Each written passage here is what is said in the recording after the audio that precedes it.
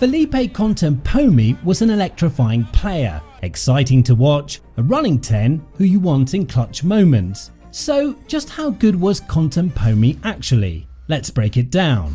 Felipe spent 3 years at Bristol Bears early on in his career, and amazingly, all 3 years he was the top point scorer with 70 appearances. Contepomi talked about a memorable occasion he had at Bristol, that try celebration. When playing a semi-final against Northampton, Contepomi sliced through the D and dotted down before running up into the family section at Memorial Park, taking a seat and joining Bristol fans in applauding the try. It was a magnificent performance as the maestro conjured up 2 tries, 2 conversions and 6 penalties, scoring all of their 32 points. The try and overall performance was only a tiny piece of everything he had done for Bristol in his 3 years there, but it was symbolic of his magic as one of Bristol's finest players. Felipe said that the Bears fans were always supportive, even when they got relegated at London Irish. This would be the conclusion of his time there as he would sign with Leinster. The question is, could he repeat these successes? Now, before we go any further, please like, subscribe and share, it really helps out our channel. Contepomi would represent Leinster for 6 years, but it wasn't until partway though that Leinster would come into their own. 06 signalled Leinster's rising status. After defeating Bath 35-22 at the Rec in a massive game, Leinster went on to Toulouse and toppled the reigning champs. They travelled to Toulouse as underdogs, with the French squad riddled with big names. I remember that it was a tough pool, but we ended up in the last position of the qualification, and we had to go to Toulouse, and play the best team in Europe. Up until now, Leinster hadn't fully stamped their authority in Europe. This was about to change. A new sheriff was in town. Leinster chose the perfect occasion to win 41-35 in front of 40,000 fans at Stade de Toulouse, with another huge crowd watching on big screen at Toulouse's home ground. The plan was for Toulouse to teach Leinster how to play European rugby, but it was a Checker-led Leinster that spoiled the plan. With BOD and the good doctor as the tip of the spear, Czech's men turned things around on the French team, with 3 accurate kicks from Contepomi in the first quarter, which put a dent in Toulouse while Leinster continued to fire things up. It was an Irish line-out that stunned the hosts at the 24th minute. A pre-planned move had Contepomi hit Horgan with an inside pass before he returned it back to the Argentine. Contepomi showed his class with a slip pass in the tackle to BOD, who ran through to try under the post. A break now from Horgan. And a great offload from Felipe, if I remember correctly, when Brian literally went straight over the sticks, but Brian sort of changed his line quite late and just timed, Felipe timed the pass. Around the hour mark, Contepomi displayed fearlessness by running the ball from close to his goal line, a wide pass to Hickey, who sprinted down the left flank with a try at the corner flag. Got the ball, and it all flew from there. Contepomi says we'll go. Hickey is racing away and he's going to get past Toulouse. He's got to time his pass. Darcy, back to Hickey. Hickey for the corner! This game showed the Leinster fans that anything was possible. They beat the champs in their own backyard. For what it represented, it meant a lot, yeah.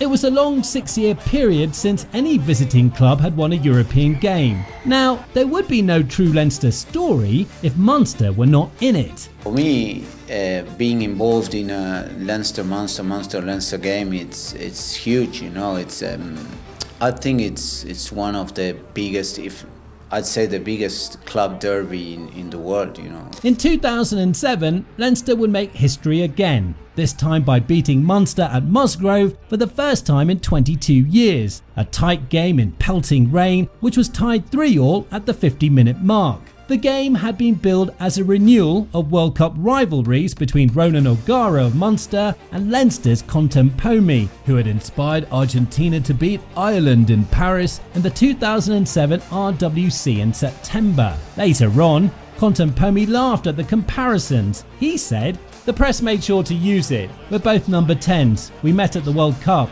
One runs a little, one kicks a little, one is Irish and one is Argentine." But as much as it was a rivalry, Contepomi viewed it like mutual respect between brothers. The game was a 10-3 blockbuster for Leinster, with Contepomi having the final say of the game, converting the Horgan try to seal the win in the 66th minute. He would win the 2007 Rugby Writers of Ireland Player of the Year award, acknowledging what a talent he was for Leinster. Felipe, he played such a big role here as a player.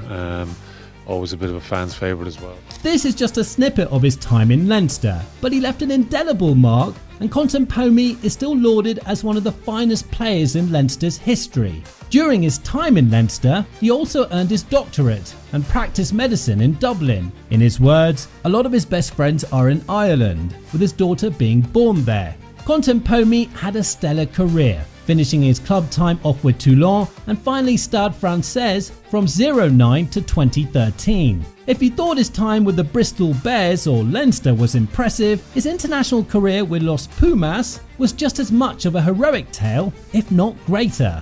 Argentina won a landmark victory at Millennium Stadium versus Wales in 2001. It was very important for Los Pumas because it was one of their biggest away wins. It came against a Wales who Argentina were very attached to since the 1970s, when they nearly defeated them but lost in the last minute from a Phil Bennett penalty kick 2019. Back when Wales was a powerhouse. This time there was a powerhouse, and it was Contepomi himself who would single-handedly outscore Wales by 9 points. Let's look at how it went down. Contepomi remarked he was grateful to be part of that team that won 30-16 at the Millennium. Welsh coach Graham Henry put new $1 million league convert Iestyn Harris at 10, hoping to spearhead Wales. But Contepomi saw to it that Harris had an awful debut, never letting the exciting player catch his breath, with Contepomi scoring a Harris charge down on the half-hour mark. Contepomi would score 25 of Argentina's 30 points, getting a full house, a try, a penalty, a conversion and a drop goal. Now, in 2006, Argentina would have their first ever win against England at Twickers. While Todeschini starred in the match, Contepomi played a crucial role. At half-time, a desperate England team had a narrow 10-9 lead. As they continued to throw in unforced errors, Argentina won the game with 5 penalties to Todeschini and 1 to Contepomi.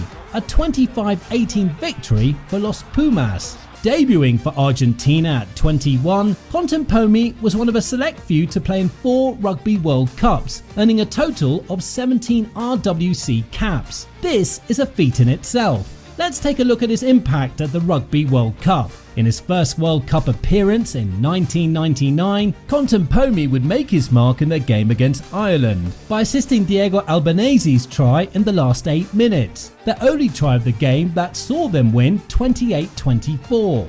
A set move from the scrum, Contepomi threw a miss pass to Diego, who would score in the corner. Los Pumas would make it to the quarter-finals for their first time ever. Although they lost to France 47-26, the world was noticing Argentina's ever-improving side. In 03, at the RWC warm-ups, against the Box at Port Elizabeth, Contepomi scored a memorable try from a 90-metre breakout. 4 years later, at the 07 RWC, Los Pumas began to make some waves. Now, this would be one for the record books for Argentina. Let's call it the Road to Bronze. Contepomi was the man of the match in the tournament opener against France. It was a surprise 17-12 win for the Pumas, most of the tries coming from Contepomi's ace-kicking abilities, making 4 penalties. Argentina would be in the pool of death with Ireland, France, Namibia and Georgia, and they came out unscathed. They defeated Scotland 19-13 in the quarters, with Contepomi completing 1 conversion and 2 penalties to see Argentina advance. Los Pumas now faced South Africa in the semi-finals and lost 37-13. But it was Contepomi who would score all of those 13 points with 1 try, 1 conversion and 2 penalties. As if that wasn't enough, in the bronze medal match, Argentina faced the host again, and Contepomi would deliver another star performance, scoring 2 tries, 3 conversions and 1 penalty to end with their best World Cup finish to date, claiming bronze with a convincing 34-10 victory. This France had shocked to Dan Carter and Richie McCaw New Zealand in a 2-point last-minute win in the quarters. Contepomi finished the tourney as the second highest point scorer with 91 points. He would also be up for the RWC Player of the Year. This would not be Contepomi's last song at the Rugby World Cup. In 2011, he would once again join Argentina and make it to the quarterfinals, where they would lose 33-10 to New Zealand. The standout game for Contepomi was their match against Scotland in pool play, edging them out by 1 point, 13-12, with Felipe scoring 8 of those 13 points. The winning conversion described the character of Contepomi. Suffering a rib injury against England 2 weeks before, he forced himself to play against Scotland with painkillers, anti-inflammatories, small injections and some padding strapped to his sides. Describing that final conversion kick, Contepomi winced as he described the build-up. Man, that had to hurt. The conditions weren't great, but he mustered the strength to put the ball in, despite his rib injury, winning the game for Argentina. And that's why he's in the Hall of Fame. Looking up Reddit, I was amazed to see the everyday rugby fans speak so highly of Contepomi, in that they said he even plays for the Leinster jersey more than a true Leinster man, showing just the kind of passion Felipe has for the game and for his team. It was no different when he wore the Argentine jersey, it was just a different shade of blue. Now, moving away from the World Cup, let's go back to 2005 when Argentina played against the British and Irish Lions in Cardiff in a tough-fought 25-25 standoff. Contepomi captured a third-string Los Pumas side, and the result showed the world, yes, take notice of Argentina, we are the real deal. The Lions were saved from an embarrassing defeat through the trusty boot of Johnny Wilkinson with a last-gasp penalty.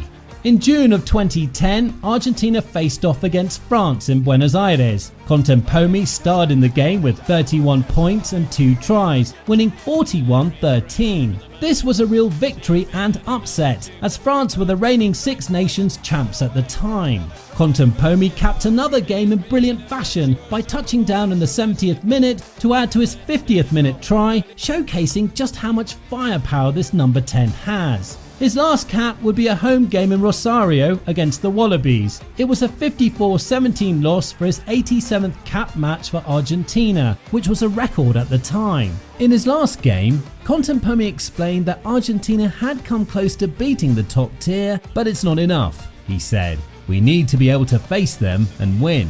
Little did he know he would be part of a historical Los Pumas setup that would beat all three in one cycle, not as a player, but as head coach of Los Pumas. His career had come full circle.